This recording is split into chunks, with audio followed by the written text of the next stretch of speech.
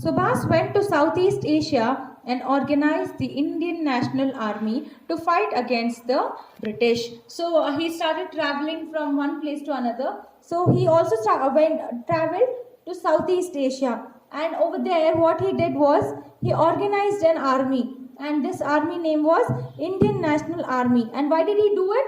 He wanted to fight against the British. The Indian soldiers and civilians at once declared their allegiance to him and began to call him Netaji. He gave them the inspiring call of Jai Hind and Dilli Chalo. So here when he went and spread a message that we have to fight for India, we need to get it freed from Britishers, what everybody did, the soldiers of India and the other civilians, other people who were fighting for the freedom for India, they all declared their faith, allegiance in the sense, they faith to him. They told that, okay, we believe in you. And they started to call Subhash Chandra Bose as Netaji. And he also gave a call, inspiring call in the sense, a strong call by which they get influenced. He gave them the inspiring call of Jai Hind and Dilli Chalo.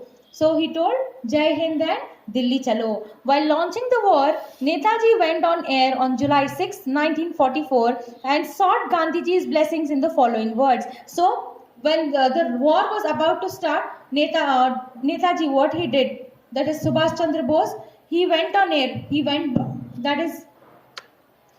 by flight on July 6, 1944. And why did he go? To seek Gandhiji's blessings. And see what Gandhiji's blessings were. To seek Gandhiji's blessings. And how did he ask? The words are here. Father of our nation, in this holy war of India's liberation, we ask for your blessings and good wishes. So he's telling Gandhiji like this. Gandhiji, you are the father of our nation. And in this holy war in the sense, this war where we'll free our India from Britishers, we want India's liberation in the sense, India's freedom. We ask you for your blessings and good wishes. We ask you to bless us with good blessings, and also we want good wishes, like telling best of luck something. So he wanted good wishes from Gandhiji. The INA, that is the Indian National Army, fought so well that it soon liberated about 3,200 square kilometers of Indian territory from the well-entrenched British Army. So this Indian National Army, which was formed by Subhash Chandra Bose, was so strong that they got 3,200 square kilometers of the Indian land free from this British Army. But it was soon beset by various difficulties such as lack of communication and food, rigors of the monsoon, and breakdown in supplies. So what happened after some time? It was facing lots of difficulties. When this war was going on, the army started facing difficulties. And what were they?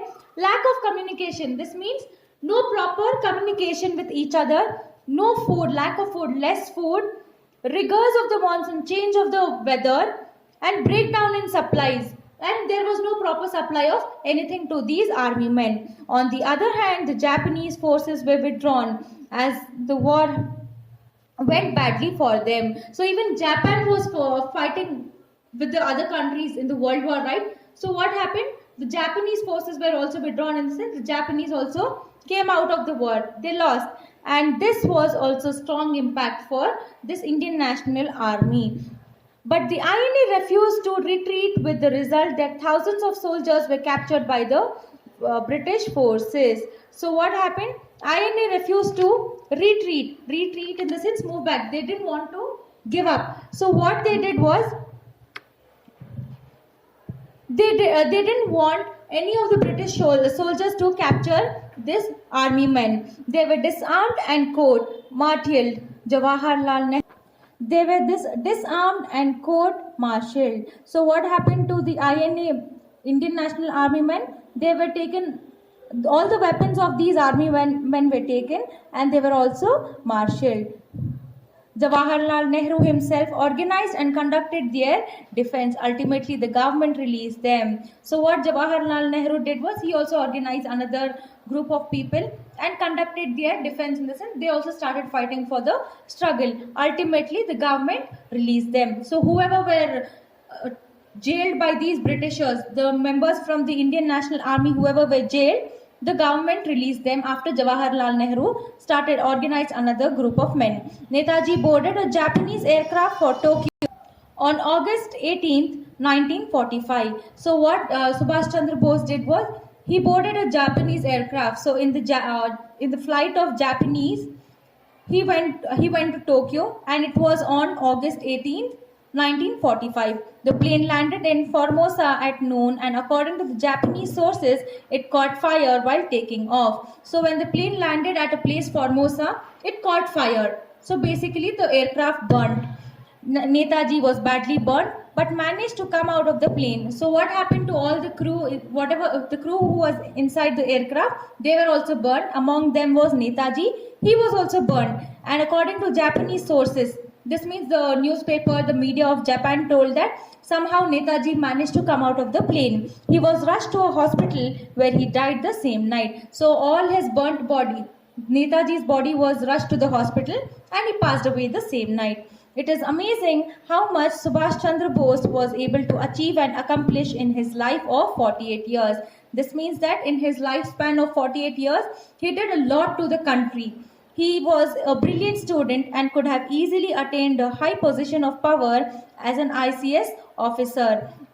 He was a brilliant student. We studied in the beginning only, right? So because of his brilliance, he would have become the ICS officer with the highest position, but he preferred a life of trials and tribulations as a fighter for his country's freedom. Instead of going and taking up the highest position of ICS officer, what he did, he wanted to fight for India, so he chose a life which was filled with too many trials and tribulations, that is, troubles, and he hence fought for the freedom of India. His proud and independent spirit mocked at ill health and ill fortune. His proud and independent spirit mocked at ill health and ill fortune. What happened? He was an independent soul, right? He had faced lot. His proud and independent spirit mocked at ill health and ill fortune. So he was an independent fighter, right? So what happened? Because of his ill health, his fortune was also bad. Why? So hence here, his independent spirit was affected because of his ill health and an accident. That is, he gets burnt in the aircraft. He was a doer as well as a thinker. So here, he was a thinker at a time, and he would put everything into action also. And a fighter who never submitted to defeat. He was a freedom fighter who never gave up. In life, he was a natural leader of men who inspired immense devotion and loyalty. In death, he became a legend. People refuse to believe that Netaji is dead. Perhaps they are right, for martyrs never die. So here we know that in life he was a natural leader.